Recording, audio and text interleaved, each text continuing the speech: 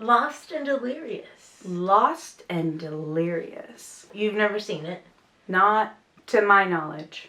And do you know anything about it? I didn't even know it was a gay movie. Or there was any gay undertones, or even remote. I had no idea. So you have no, because I think I always kind of confused it with Dazed and Confused. This movie is 19 years old. What year was it? 2001.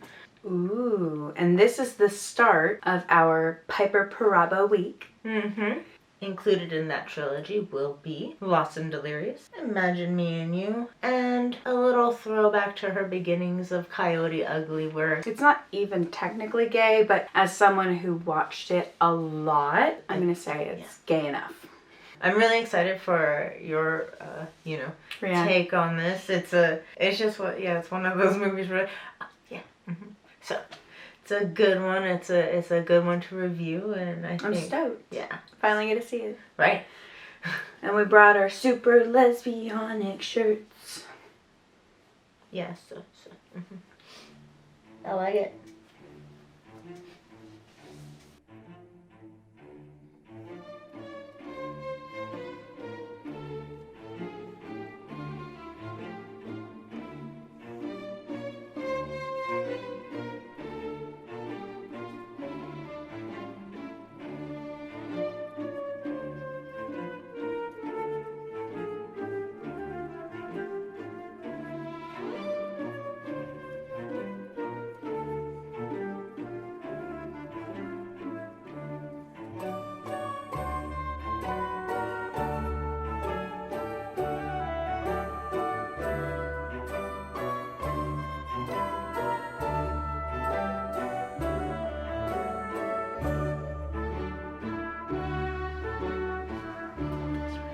Piper Perabo that.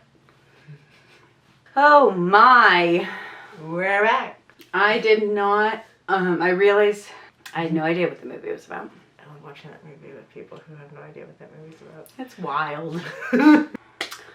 Definitely thought it was, I anticipated like it was good. I thought it was supposed to be a really good movie. I thought it was supposed to be a really good movie.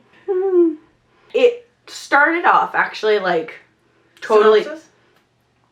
Okay, so there's this girl who goes off to boarding school. Very typical. And the two girls she's being roomed with are...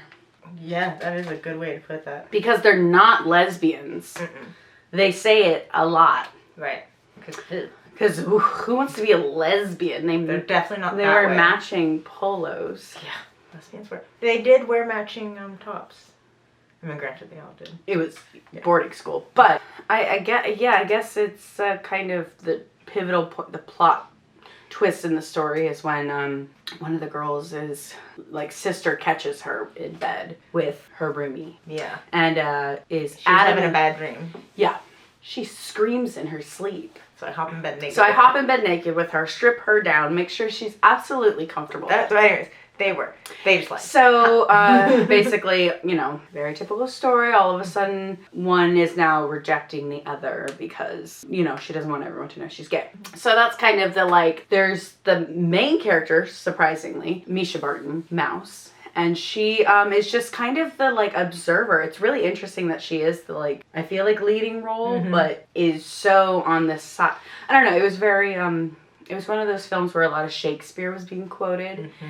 It was very 2000. I don't know how to explain that other than that, just these shots of it was the music. It was the very Canadian lesbian music.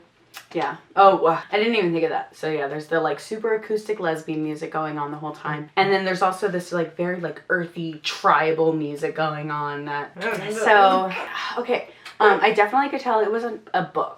I asked that very quickly. Yes, you called that very quickly. I was like, this was a book. I don't know why. There's just certain dialogue that doesn't happen when it's written as a film. Mm-hmm. People who write movies, when you're watching a movie and you can tell there's subtext beyond what they're even going to try and show you, it's a book.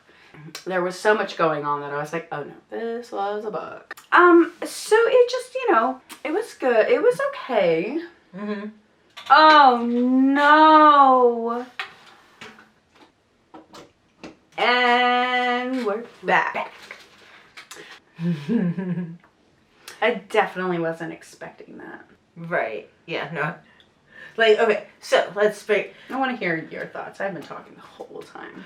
That it was great to see somebody having the same kind of like, ooh, oh, they were, ooh, thoughts you keep in your head, but you said it, ooh. Kind of maybe more alluding to a book because, you know, you're not trusting the actor to show it. You're just going to have him tell it. Yeah, and so people saying those things aloud, like, who wants to hear the letter to my birth mother? And I'm like, but, you know, they're also seniors in high school. Like, you know, yeah, you're crazy at that time. Because, like, when this whole thing started, I was like, man, if I would have saw these kind of, because I just didn't see a lot of films that made me gay. Mm-hmm. I guess that's a hard statement, but, like, you know, made me realize it. Right, like Feimster.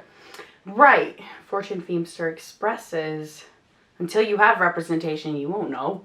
And that's how it was for me, for sure. I definitely loved the movie Motocrossed, which I think we're going to review on here at some point. I think we should do a bunch of Disney gay movies. But anyways, I digress. Yes, I don't think it was adapted too well because the script at times was like, it turned my stomach. So I'm like, oh no, oh, God, like, ooh. Because it's like an angsty love story. So, you know, job well done. The direction, it wasn't bad. Yeah, the actual directing, editing part was totally fine. Yeah, I think they did as best as they could. They did as best as they could with the actors they had. I think they, and we've discussed this about certain other movies, kind of like Better Than Chocolate. Mm-hmm. They really want the certain look to the actors that sometimes I think they have to maybe forego acting skills.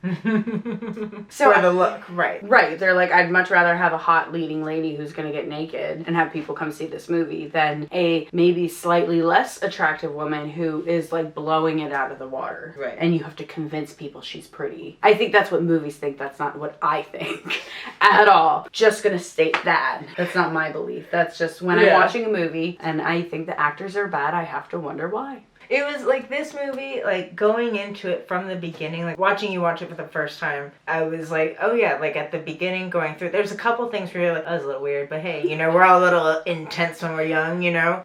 I don't know, like it seems like, you know, you're about to see that like perfect teen angsty, like it reminded me, story. It did remind me of Dead Poets Society in a very dramatic way. Mm-hmm. Just took it for a big swing. Yeah, so it was kind of like, it was just, they were going for this very dramatic film with these very teen-ish actors, and I'm not talking about their age, I mean like teen movie actors where I am trashing this film. I do feel the director kept my attention to watch because the dialogue was, when you said, oh, this was a novel, which I hadn't caught on to in all the years, you know, it's not a bad movie, it's just dialogue is a little intense for me. I kind of chalk it up to like, I don't like people like pop open a book of Shakespeare and they're like, ooh, I love a good Sunday with Shakespeare. That's something people like. Yeah, and if you like Shakespeare, you'll probably like this film. Totally. I can tell maybe the direction was good because I can still totally watch it. Right. It is. It's very well directed. I will say that. I think the script left something to be desired because they dealt with some heavy, like, relatable issues if you're, you know, have struggled at any times with your sexuality and society or school or somebody. I did truly actually get tears in my eyes at one moment that I would have probably actually cried a little bit more if I didn't have so much eye makeup on right now. But truly, the moment where the girl, one of the girls is having to tell her sister, convince her, like, I'm not gay, I'm not gay, I'm not gay. Oh my God, no, I love boys. And then she walks away, and as she's it was a slow-mo shot, and it's not good, like, camera work, so it's like. Because at first you're like, slow-mo, but she did so well. I think that actor, Tori. Was a fabulous actress. And I think she was sandwiched between two terribly dramatic actors. Not bad, just dramatic. And so, but that actress, when she was walking away and just like, I felt that hurt as someone who has had to reject my own sexuality. That was a moment of just like, it hurts, and it's in those moments of where you're like, oh, it's just a choice, I don't have to do this or be this way, and it's like, it's a part of who you are, and that's okay. You know, so I can't like say it gets like no thumbs. No, gosh, no. It definitely, because that appeals to an audience. Is it like, I feel like I could give it a whole thumb. I can throw generosity. I'll give it a whole thumb. I think it's a 2-thumber. And see that, yeah, so it's a 2-thumber. 2-thumber. Definitely, if you haven't ever seen this, for sure, and you like queer cinema, put this in your to-do list of what to watch, your to-watch list. It's definitely worth checking out. Get the cringe on. I mean, I made so many screams and squeals of no, don't, I can't believe they're doing this. And if you know someone who has seen it and wants to be the partner to watch you go through that, give them that honor. So it's great. Yeah. It gets 2 whole thumbs. First one in the trilogy. We're ready for some suggestions. We're running through our list. Yeah. And we want to keep going. So definitely put some suggestions and let us know. Let us know. Ah.